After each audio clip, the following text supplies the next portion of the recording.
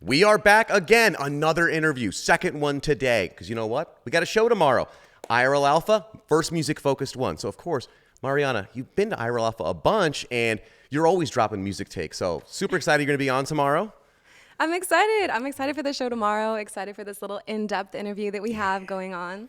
Yeah, I've not actually talked to you like about your actual music history. I just hear you drop a hot take and then go to the back. That's what you're known for in the chat. I'm like the sniper. Yeah. I sit in the back. They're always like, come sit in the front, come sit in the front. I'm like, nah. Sit all the way in the back, appear out of the shadows. Yes. With one take, sniper, bam, someone's out. That's it. Well, I'm saying, I like that because you're becoming a character in the chat, right? It's like, is he going to show up? Is she here? What's going on? You know, and then they don't know either because they're like, she's on the front two rows. You can't see. You have to be here to know. Exactly. That's why we call it IRL Alpha. Perks. Okay, so maybe just to dive right in here, like, when did you start with music? Basically, the joke with my family is that I've been singing since before I could speak. Nice. My dad is a pianist, composer, voice teacher. Like, his mother was a singer and voice teacher. So, and my mom's an actress, director, acting teacher. So it's just like all our babysitters were wannabe actors or emerging musicians. And my sister and I were just always playing music, started playing piano when I was 7, and then kind of writing songs, singing forever, ever and ever and always. Like. So were you in like school? Were you like you're a choir girl? Is that what's going on? Or you're I feel like choir girl is too. I'm very, very anti-establishment. Okay. You have probably come to realize this about me. That's what drew me into Web3 in the first place. But a choir girl, they actually in high school, they forced everyone to audition for choir. And I was like, for some reason, was sick that day. And then they were like, they took me back and they're like, hey, you were sick that day. You got to audition for choir. And I knew that they were going to let me in. And I was like, and it was this one, I think probably sophomore, that like sent to grab me from my like music appreciation class. That was the easy A, like stupidest teacher we ever had. And then I was like, can I just not go to the audition? And they were like, what? But you could get into choir. And I was like, nah, I don't want to go. And the sophomore was like, look, it was one of those moments, like they talk about soldiers in war when they're like, I saw the soldier on the other side, and we were just like it was one of those moments, and the sophomore was like, okay, go. Yeah, get out of here. Get out. I was like, okay, I don't want to do that. I sing in my own way. Like, okay. But yeah, other than choir, I did do some musical theater. That did happen. That did happen. I was like, choir's establishment, musical theater's not? Okay. No, it was terrible. I was like, I did theater, and then they were like, you can sing and you do theater? Do musical theater. Totally. And I was like, why are they all so corny? Yeah. There's West Side Story. I can't think of another one that's not corny. Okay, West Side Story is the only good musical. No, there's gotta be. That's not my hottest take. Love that. That's not my hottest take. You heard that one good musical. No, I'm joking. No, there's a lot. They're trying to come out with more. A lot of people really love Hamilton. Yeah. I liked In the Heights better. Okay. Yeah. Okay. Hamilton. Yeah. I've never seen that live here, but I did. I have heard a couple songs from it, and I was like, this is what you guys like, and I said I'm gonna refuse to comment on this. It was a cringe moment in my opinion, but I'm also like, I'm not out here to yuck other people's yum. Of course. I'm just like, listen, life can be suffering. Whatever makes you happy, that's cool. But I'm gonna do my own thing, far away from that. Totally. Okay. So then, what was your own thing then for music? What was? I really like finding it. I think I've kind of come into a place where I don't really fuck with genre that much because I think it's really restrictive. And ultimately, I think, like, the reason why I'm really glad I didn't join choir is because all these young, I guess, teenagers and, like, preteens were taught how to sing in a very specific way. And then as adults, they can't sing in any other way. Totally. And the same with musical theater, actually. There's a lot of, like, super nasally vibrato and shit. There's no room and like options to find something else. So you can't then decide, oh shit, I want to be like part of a punk band for a year, or like I want some super jazzy R&B neo soul vibe and like have this timbre and this tone. Like you can't find that because you're like so afraid you're gonna go off pitch, as you used to be like, you know, I'm like, ooh, you know. So my whole thing with music is really just finding a mood. Like find a mood. That's when I want to listen to music. That's often when I want to write music. Either I'm like super depressed and I'm like, like I want the pain to feel good, or I'm kind of vibing. I want to dance it out. Nice. You know? Yeah, I was gonna say I feel like there's like musicians. There's like you're inspired by something. You're up. You're down. You're writing. And then there's I think the other people who I love them. I respect them. I wish they are who are just I just write every day. I don't care how I feel. And I'm like, how do you do that? Like I've been trying to do that more actually, because I have a lot of respect for them, and it's a matter of discipline in my opinion. Yeah. It's just so hard when music is so fun. You're like, well, I'm not having fun right now. Keep doing it. And you're like, no. But I think that's the trick, is like those times when I do just try to force myself to write, but I'm not feeling inspired. I feel like either I like slug through some song that I started already, so I kind of just like get through, you know, all the nitty gritty, etc. Yeah. The like critic head, I get to approach it on that side, or something will happen. I'll get really frustrated with the song, and I'll swap to some like totally opposite song and start working on something that has a completely different vibe as kind of like a palate cleanser. And then sometimes those songs write themselves the fastest, weirdly. Totally, yeah. No, it makes sense. I feel like, sometimes you just gotta like, this is not working right now. I'm just gonna go do something random. We'll see how it goes. Even if it's a throwaway, your mind got somewhere different. And that's helpful. And I feel like people don't appreciate that as much. Like just being able to, sometimes you have to write or create to get to what you were meant to create. Totally. Like the whole idea of like throw out the first 20 pages. Yeah. And then your book starts kind of thing. How many songs have you thrown out? Oh, well, a lot. Yeah. Oh my God. I would never show someone my hard drive. Even I feel like my SoundCloud. No, it's going to get leaked, okay? You got to watch out. That's what happens. I'm one of those fans who like, I'm looking for Young Thug leaks and a new hard drive. I'm like, give it to me, okay? So the people are going to be looking for your hard drive. Watch out. Okay, my SoundCloud, that's what I have. That's out there for you, like super stands. You'll find it. There's some weird songs that I have a friend who's like, you need to release this song. You need to release it. And I'm like, no, I'm not releasing that song. Maybe like 2 years from now with the perfect band, a whole new iteration of it. But I was like, I put it on my SoundCloud. I put it on my SoundCloud for her. That's where you find the weird shit. Early Mari, Beats by Mari stuff. Okay. Beats by Mari. Okay. Nice. All that weird stuff that I'm experimenting with. I'll put it on the SoundCloud, but I won't promote it. That's not even on Twitter or Instagram. That's like nice. Deep cuts. We're gonna get in the search. We got to get in the search and find stuff. I feel like if you are a musician and you don't have some embarrassing SoundCloud out there, I don't trust you at this point. Okay, yeah, you probably started yesterday. Exactly. Yeah, and someone else is like producing for you. You know, like. Yeah. So I was gonna say, like, when did you like? I don't know. I'm putting words in your mouth already. Become disillusioned with the Web 2 music way. Oh yeah, you're not putting them in my mouth. You've heard me always. All my takes.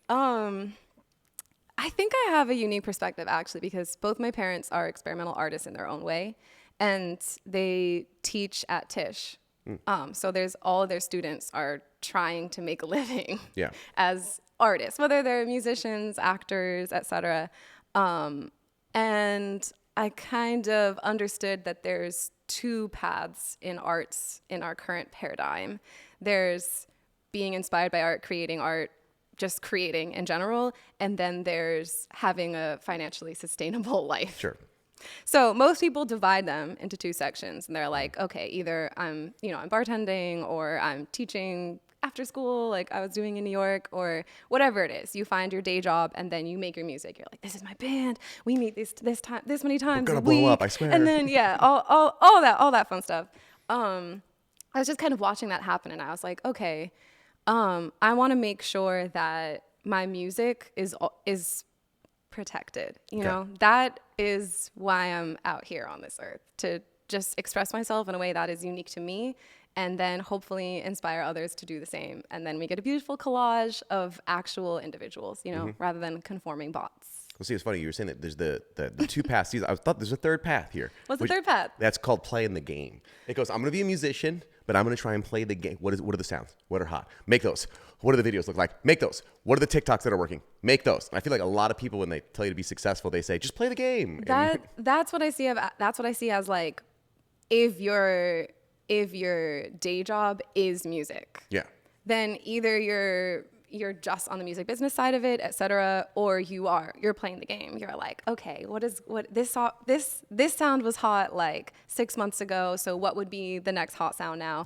Or like, these are really, really trendy. Can I work with these artists? Can I do these type beats, etc.? Which I respect. Do you have any type beats out there? Okay, No, Beats by Mario. I don't. Type beats? I'm not. I'm not a type beat person, and I'm really not. I didn't know if it was in your past. It could have been like a. No, sometimes I do think about. I'll be inspired by songs or types of songs, but I don't think I would do a full type beat, just because I like being weird. Totally. Like, I like the freedom of what comes from that. Yeah. And then sometimes I'll rein it in, or I'll start with something that I think of as like, okay, let's go in this direction. But it always pivots, because something just naturally happens. I get inspired or like brought into this interesting corner, and I'm like, I feel like I'm in the dark with a flashlight, and I'm looking for the song, and then I find it, and then I'm like digging it out, and then I'm like, okay, and then I dust it off, and I'm like, okay, that's who you are, you know? So what does that actually process look like? Are you sitting in your room and you're like in Pro Tools and you got like a piano and you're just like? It depends. When I'm producing by myself in my room, it's on Ableton. Okay, nice. So I have my MIDI keyboard, I have my mic and my Focusrite. So I do a lot with my voice and like sounds and stuff, incorporating them. So I'll usually kind of either start with a melody that comes to me and then find chords for it and then kind of produce it out, or I'll start with chords, find the melody, etc. I also really like collaborating. That's one of the things I figured out. Like when I was in New York, I had all these different bands I would work with. We've even had whole projects come from jams. Yeah. Like we used to host a weekly jam. Nice. In Bushwick, every night and for like 4 hours. Wait. You didn't say every night? Every night. Sorry, every Wednesday night. Okay, I was like every night. No, that would be a lot, bro. I do not. Every Wednesday, nice. No. It was every Wednesday. Then we changed it to then we changed it to Saturday for a minute. Then we lost the studio space. Then I moved to LA. There we go. Yeah, that's the way to do it. Yeah. So who do you find you like collaborating with? Is it just based off of like, oh, you're a friend, we have good vibes, or is it like, ooh, I heard their song, that sounds good. Hey, come over here and work with me. I definitely got to do a vibe check for this, for the sounds. But that's if I want to end result. And sometimes you just got to kind of dust off the cobwebs. And so I'll go to jams where I don't know any of the players and just like chill, hop on stage and just freestyle some shit and then see like what happens. And maybe I'll get inspired, or a random lyric will come, or like one little melody idea. Or sometimes I'm like, this is the seed to a song. Let's do this. But then often it's like those first 20 pages, right, that you end up throwing out. But you're like, okay, cool. I kind of needed to get through that to then have something else pop up and write that song. But yeah, whether or not they're a friend that I've met, and I kind of like to actually collab full time with someone and create a whole song from finish to end, I need to not only fuck with them as a person, but also just really appreciate their music. Nice. Definitely. So what's the difference then for like, since you've done New York, you've done LA now, right? So like, what is the difference between, I guess, like the type of musicians you say, like stereotype them, please? Okay, I'm a stereotype. I feel like New York has really talented, skilled live musicians. To a degree that they don't even give a fuck about their Spotify. Like LA, they're kind of about numbers. Yes. Okay, they're a little number oriented. Of course. And the joke coming from New York is like, you go to LA, you see a bunch of live shows and they're all trash. Gotcha. Okay. Trash musicians, but they're like viral on TikTok. Totally. And yeah. have like 1 million Spotify Should we rehearse right listeners. now? We're making TikToks. Literally. We'll rehearse later. Like, okay.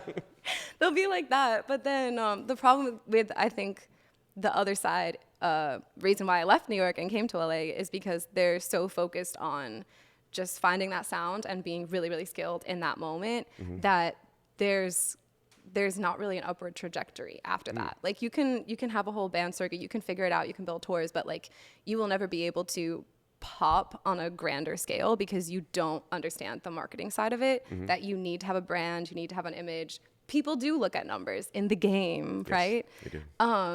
So I don't know. I'm becoming bilingual. Yeah. I was gonna say, it's good probably to do both here. You know, good live shows and the numbers will help. Okay. Yeah, because it's sad from the other side though. Like even coming from LA, if numbers is all that you're told is important in music, and you build that all up, and like you have fun, whatever, you have like a little vibe, and then you build up all your numbers, and then let's say someone signs you, and it's like great, awesome, here's your tour. Yeah. And then you're going on tour, and you've never practiced like actually performing live in front of people and having to finesse that, and then it sucks because then they're like, oh, they're trash live, and then you can't make your money from tours. So totally.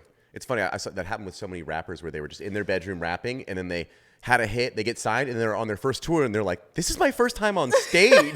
And it's so awkward. And you're like, they haven't even learned stage presence. Like it takes a while. It's awkward. You got to put in the hours. Yeah. Yeah. So actually speaking of the hours then, so for your like live stuff right now, how are you approaching that? Are you trying to do as many live things as possible? Are you more selective about it? I'm being selective now because I was doing a lot of live stuff in New York, and I feel like my time here in LA is learning about being a recording artist and having that kind of music business, branding, marketing thing. So I've had a couple gigs here and there in LA, and I do go back to New York kind of a fair amount. I just had a show in New York with my sister. Nice. But here in LA, I'm trying to kind of focus on building out this new album. And I'm working on having a couple singles, etc., and then having these live shows to kind of help build what I want that sound ultimately to be like, because I really like music that has this fusion of live acoustic and like digital electronic. It's produced, but also can translate very well to live. And when you listen to it, it's not like, I'm really into hybridization. Nice. Yeah. That's another buzzword of mine. Yeah, hybridization. Okay, nice. That's a good marketing term. Okay, good brand. Okay. Yeah, hybridization and optionality. Optionality. Okay. Yeah, cool, and okay. sovereignty. Okay, Those are, like, you're my bringing big back all ones. my software jobs. Optionality. That's one they always say. Optionality, is that a software thing? I think Yeah. it is like the only thing that will save culture. Oh, optionality. Wait, break that down. What do you mean? I feel like if we don't have a lot of options and have the freedom, not only the actual freedom to like physically choose and act based off those options, but also if we don't have the freedom to like reason and understand why we may want to make this choice and like come to our own conclusion, then we're just gonna end up all NPCs, and I don't want that for us. Yeah. Okay, like we already conform too much.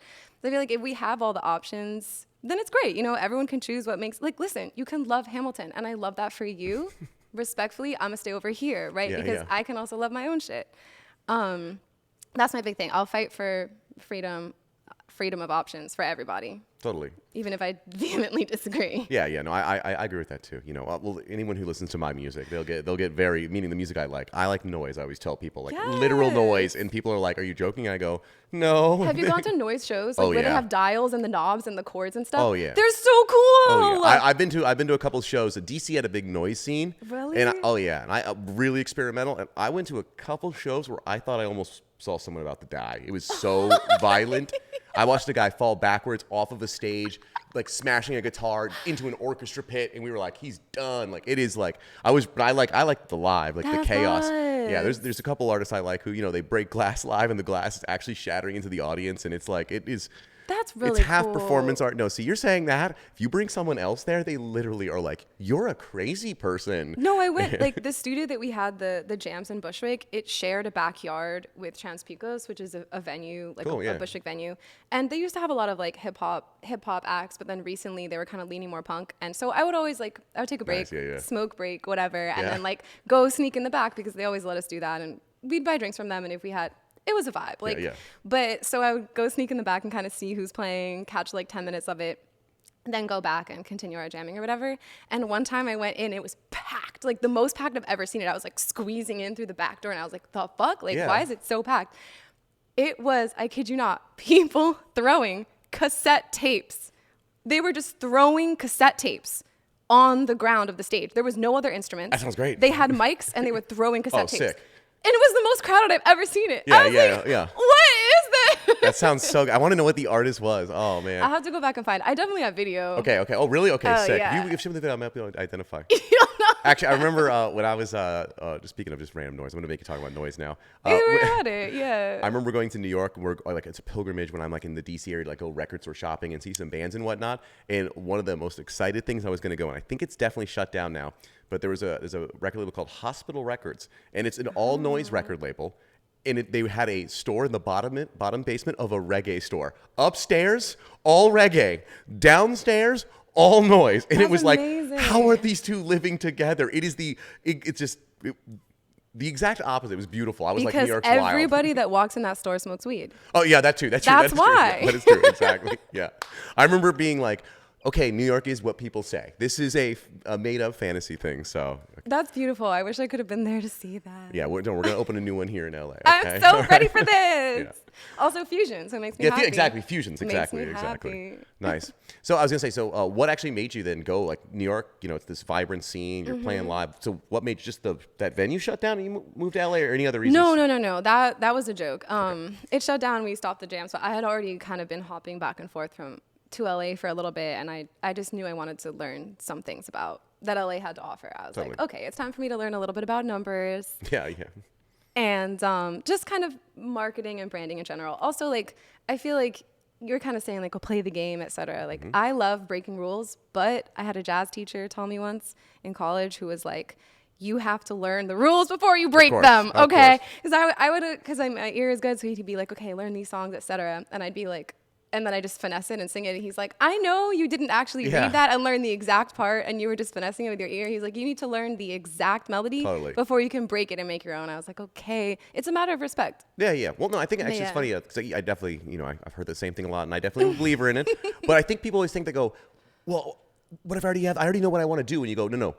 What you already done already exists probably. And you think you're breaking the rules, and you're actually playing the rules, and you just don't have a history of them. And I feel like, I'm being innovative. I'm like, learn the rules and you'll find out, oh, I'm not actually innovative. So it's like, it helps you be weirder sometimes or do more unique things without knowing what's done. So. Like, you can't innovate until you understand like the steps that came before. Exactly. So I'm now learning about marketing and branding so that I can then innovate and be like, fuck you to everyone that thinks you need to conform in the industry. Totally. Well, I mean, I think we've seen with musicians over and over again, like, era after era, someone has a totally new marketing strategy, totally different than the era before. Like, even, now TikTok is ubiquitous. It was not before, and people were made fun of for doing it. And it was this weird, wacky thing. Well, that's when they actually popped. Like, people that are TikTok viral now, it's so sad. I had a couple of friends that went viral on TikTok, and they don't even have money to go on tour right now. Totally, yeah. Like, it's not. Yes. You're being played, bro. If you're trying to go viral on TikTok, you're being played. I'm sorry. I'm so sorry. Well, even I would say, like, you look at the like Steve Lacy when he was doing his tour. I love Steve Lacy though. I love Steve Lacy. He did it. He went viral on TikTok, obviously. But he was already through the internet. Exactly. Yeah. But then his tour, what happened was you saw like the devastating videos, all these kids like singing, not even the chorus, half of a chorus, and then like, what is the rest of the song? And it's like, were those the fans you wanted always? It's a tough. But there were other fans. Like, I saw Steve Lacy. I saw him on tour. Nice. And I was singing along. There were people that were singing along, like, from his first EP. But it was definitely very different from. You could see Bad Habits when that came on. It was like the whole crowd activated. Yeah, exploded. Yeah. And I was like, damn, that's so depressing, because like they're really here for that 30-second clip to then post again on TikTok at the gram. Phones are all out. Yeah. Like, I'm doing it. It was wild. But he sang a song, one of my favorite songs from his first EP, and then people were singing along. So I was nice. like, Okay, good. So the internet was making it worse than it was then. Oh, I meant the internet, the band that he played bass for. Oh, really? Okay, originally. cool. Oh, he gotcha. Came, like the Neo Soul band. He came up. He was like their 14-year-old bass player or something. Yeah. Way back in the day. Nice. See, I got to dive deeper on the Steve Lacy. Actually, I have in here. I was going to say, speaking of that, actually, Steve Lacy actually does have pretty strong marketing and branding when I look at it. Oh, right? definitely. It's very put together and good. And he's produced for a bunch of people. Like, he's in the industry. Yeah. He's in. He's in it. So for you, as you moved out here and said, I'm going to learn this branding, marketing stuff. Like, can you tell us what is you actually learn that's different that you never thought you'd be like, whoa, that's how it works? Honestly, everything. I feel like I thought I was kind of like, I make music and I make sure it's good. Like, I could perform. And then I came out here, and people don't care about live music here. Like, not really. Yeah, they really don't. So I was like, oh, okay, I'm gonna take a little break on the live music, build up my this whole new set list, and then just kind of see what people are doing. I'm like, okay, so there's the Spotify kind of playlisting game of things. There's the sync and licensing game that's like super gatekept for no reason. You have to spend 3 years talking to friends and networking before you finally get someone who will leak you the information. I saw a TikTok video that told me that here's 3 easy steps how to get your songs licensed and sync. So I don't. Yeah, there's always the idea of this, and it's like, oh, watch, join my course, etc. And then it's low key still gatekept, but. Anyway, figuring it out, that's been cool. And just kind of I feel like it's made me think a lot more about perception and persona.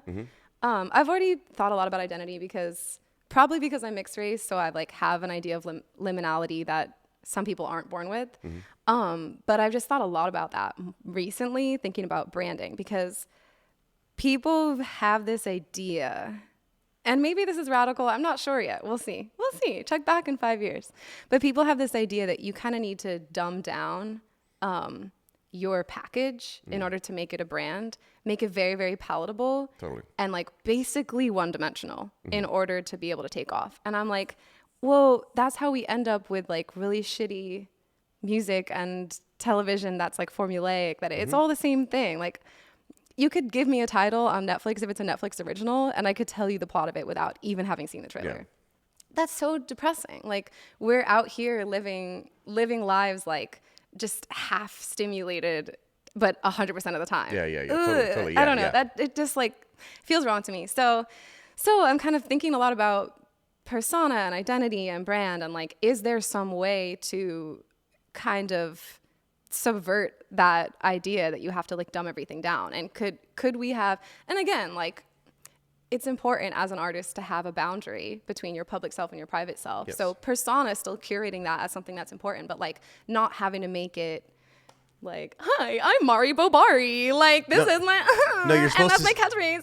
No, you're supposed to say, did I just write the song of the summer? Here it is. Sorry. Oh shit. Yeah, no, exactly. But like, then that's going to change in 6 months, and then it's going to change in a year. And if you're like chasing trends, you're never going to leave something impactful. Totally. Yeah. I feel like, yeah. So do you get pushback though of like, you know, if you're doing a mixed genre stuff, you're going from one genre to the other, and someone's like, oh cool, I'm gonna playlist you, and you're like, whoa, I went through 3 songs, I don't know what playlist to put you on. That is totally what happens. That's like part of what's kind of cool, like being out here in LA and learning this. I'm like, okay, so I actually have to submit different songs to all different playlists. Yeah. Like my songs that like perform well on one playlist, they're not gonna want a different song from that, and vice versa. And I don't really mind though. Yeah. Well, I was saying you could. Have you thought about splitting your identity? I know a couple of musicians. That's what they do. They say, okay, great, I'm writing jazz over here, and I'm writing some death metal over here. I technically already split my identity. Okay. Because I have my band with my sister. Oh, okay, cool. I didn't realize that actually. Yeah. So that one is called SYBLING. SYBLING. Nice. And we just had our EP release. Nice. That was the New York show? In New York. Awesome. Right in time for Halloween, because it's a little haunting, kind of spooky, ethereal, between this realm and the next kind of vibe. Nice. It's very, very syncable. That's the other thing. Cool. So in terms of like syncs and licensing, that I kind of feel like I'm leaning into that more with this project. Okay, cool. Wait, did that happen? You came to LA, you learned a little bit about the sync game, and then you're like, hey, sister, these ones can be slightly more syncable, or did it just happen that way? I was just observing what was already existing. And I was like, oh, this is how that game works. Yeah, that's totally a sibling thing. Run with that. Cool. And then that, I feel like it frees me up with my Mari stuff to keep fucking around. Okay, nice. And I feel like what I'm finding, giving myself the space to like not have to necessarily adhere to what I think the game is currently, which is not what it'll be in 3 months. Yeah, Because totally. I'm like, why are you chasing the game? It's freeing me up to find something that I think is a little bit, it's a story that I want to tell, and it's taking a little bit of time, but that ultimately will be like fully released in 2024. And it's something that, it's a message that I feel I can say on stage in front of people on tour, you know, like I could say it every day, multiple times a day, and mean it.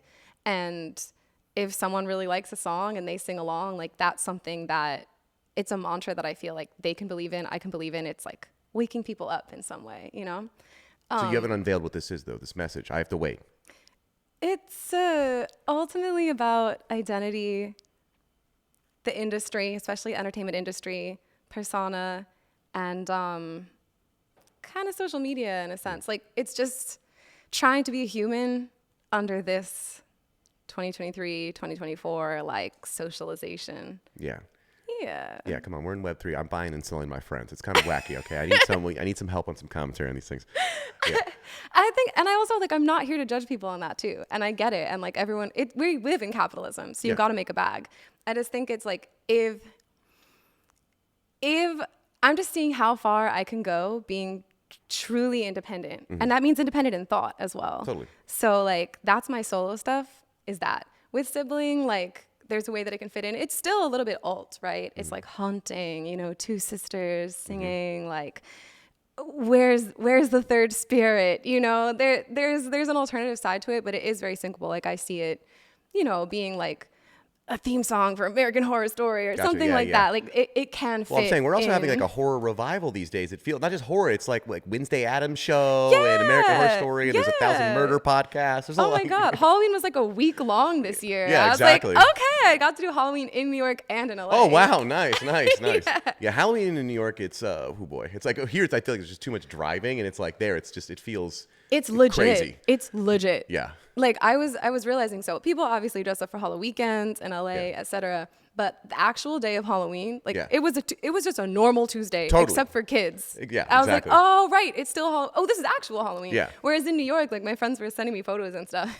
It was mobbed out. Yeah, like, totally. People, they go all out. Yeah. I feel like it's just since they're all closer together. We're like in our car, and like I'm not gonna wear a costume in my car. Like I'm not gonna drive. I want to be on the street, you know. So yeah. And then the subway is just the greatest thing ever because you go in the subway, you're like everyone's dressed wacky. Everybody, and so you're like, yeah, exactly. Nice, you're lucky. God, getting to do both. Okay, that's a good I got to do both this year. So I was gonna say, so we do have to talk a little bit about like the Web3 world here, okay? Yes, because we you're do. already rebelling against many different things here. You're learning some of the game here in LA, in marketing and branding and whatnot, but you're definitely also involved in Web3. So kind of curious, what's the good stuff that's actually working in Web3, and then obviously what's the bullshit? What's the the Web3 music promises that aren't doing anything? Well, do you want me to start with the good or Let's start with the good. Okay, the good stuff is I think there is a inherent promise of cultural change. Mm-hmm. Everyone that moved over here to Web3, whether they're actually doing it in their behavior or not, there's this like ethos of sovereignty for artists and financial sustainability, financial sovereignty, and being an artist or a musician be an actual valid career choice. That in and of itself, not having to be a bartender too or having to go viral. Like you can be a working artist and that is your thing. Mm-hmm.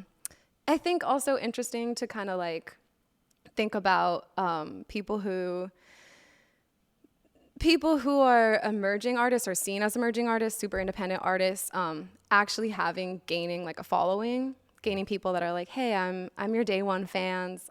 They're like willing to invest in that monetarily and then see that return. I think that's beautiful. It's this kind of incubator vibe, and you can kind of grow your niche, experiment with things, see what works, and then use that to like pop it off a little bit bigger. That feels beautiful to me. Totally. The bad side is I think there's a lot of false promises. I really do. I think there's a lot of centralization. Mm-hmm. Okay, this is actually what I think. Okay, my favorite things about Web3 is the culture, this ethos of like transparency, decentralization, artistic sovereignty. All the cool shit. Okay, like the rebel shit that brought us here in the first place. We're like, we could FUD the US dollar. Like what? We could literally FUD the US dollar. That's insane. And then everyone got scared, whatever. But that happened in the finance side of it.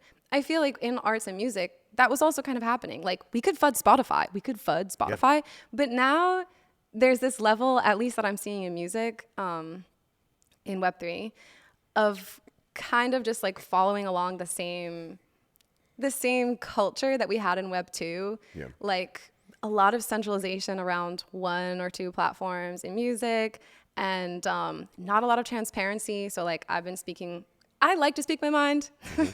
I don't always do it in front of everyone, but I will one-to-one. And I like speak with other artists and musicians and they're like, yeah, like this sus shit is happening. And I'm like, why is no one talking about this? Okay, like we're literally just gonna become Spotify 3.0. And it's bruh, like I could have just stayed doing the Web 2 shit. Like, are you for real? Yeah. See, it's tough because it's always that problem of where, if there's someone who has a platform, they come to you and they say, we think you're the new star, Mari. Listen, we gotcha. Let's give you money. Yeah, exactly. It's all of a sudden it goes, well, that sounds good. Now check it out. Got to change a couple things about your image. And you're like, of course. Oh, no. It's the money. Oh, man, it's hard. It does change people, especially when you're an artist and you just want to survive. Like, that's why I don't judge anyone that makes a choice based off of money. Mm-hmm. I just know that, like, I came to Web3 for a very specific reason, and I will only be behaving in Web3 for that reason. And what's cool is it's all on the blockchain, so you can see that I actually did that, you know? So I'm kind of like, listen, time will tell. And yeah, I'm really here to just kind of like keep finding people that are of that same ethos and build it out. And whether that's a very, very small number of people or it starts to grow or things really fracture or whatever, but like there are still people that believe in that. And I've come to realize, I was like, oh shit, okay, so I was anti-establishment in Web 2, came to Web 3 because of that, and now I'm like anti-platform, basically, not all platforms. Okay, not all platforms. But yeah, I'm kind of like, oh shit, I guess I'm even a rebel in here. So Well, I think it's funny to think about for like so many genres of music. The whole point is we're not trying to get big, right? Obviously, punk is like that. Like a lot of like jazz after the swing era. Like John Coltrane wasn't like, this is going to be a big hit, giant steps. I'm going nuts. Like it's like Rush wasn't like, this is going to be huge on the radio. Those are huge culturally relevant, important things because they were going after what they wanted. They shifted culture, though. Yeah. They did something innovative that wouldn't have been around if people were like, hey, let's try and do what's really popular right now. Yeah. It's like, this is the mood. This is something that I need. And like, also think about, I mean, whatever's happening like culturally around in that time, like environmentally, like circumstantially, people respond to that. And so if you're tapping into that naturally in yourself, other people will feel that like viscerally as well. Totally. Yeah, definitely. It's like, you think about right now where even like a punk band, I see it, they're like on TikTok trying to go viral and trying to like, we need to get big. And it's like, they're doing pop punk, which is its own thing. Yeah. I worked on a little pop punk track with my friend Brandon Ferguson in LA. Nice. And he'll be playing with my live band. Oh, cool. Next week. But and that one was really fun, and it kind of happened organically again, and we're like, oh shit, this is like kind of a pop punk fusion, but it's like kind of a pop punk song. Yeah. But then I had him mix this punk track that I recorded with the homies back in Bushwick, who were like, we had access for like maybe like a week or a weekend, and so then we just like stayed overnight and just like recorded. But to this this tape deck, like an actual an old school like tape an deck. actual tape recording. Sick. Like literal tape recording machine. And so we ended up with these kind of like super raw like punk tracks. And I mentioned one of them. Oh, really nice. It's literally called Noise. Okay, sick. Okay, and that's like the true punk track. And so it's interesting to kind of think about that because like people from a Spotify context, when they think about playlisting, they'll be like, oh, play Pretend. Like, that's kind of your punk track. I'm like, that's pop punk fusion. Yeah. I don't even really care about genres, but I feel like I've learned it because I like to be able to translate between people. And then this one is like actually punk because it's like, fuck everything. Yeah. And even in sonically, you know? Totally. Also, one of the things that did happen, I feel like, with the rise of, platforms like Spotify is that the genres and playlisting got so specific because it is just fun to say, uplifting pop punk with a little bit of a Florida twang. You're like, what? Yeah, what is that? And you're like, we got it. I did it. I collected them all. And then people start thinking like, well, what am I? Am I a full sentence? You're like, no, that's just random tracks. And yeah, it's hard because like, obviously the Spotify, it's an algorithm too of trying to be like, we're trying to like find stuff you like. So we're saying that song sounds like that song. That one sounds like that one. And like, they're not going to say like, you like punk. Like, you might actually like some ska too. And it's like, no, you like punk. So you like punk. Yeah. Keep them on the punk. Like, yeah. I do really wonder like how we could change that in terms of music discoverability because I think actually the fans would really appreciate that. Totally. Well, I think it's funny. One thing you're doing. I mean, I got into so many genres. I remember this is so goofy. Corny, I'm even remembering this. I remember when I was a kid, the band AFI, which is like they were like a horror punk band. They turned emo-ish later on, whatever. Oh, wow. But they had one song in the album that was like electronic. And they had like one techno song on the album. And why not?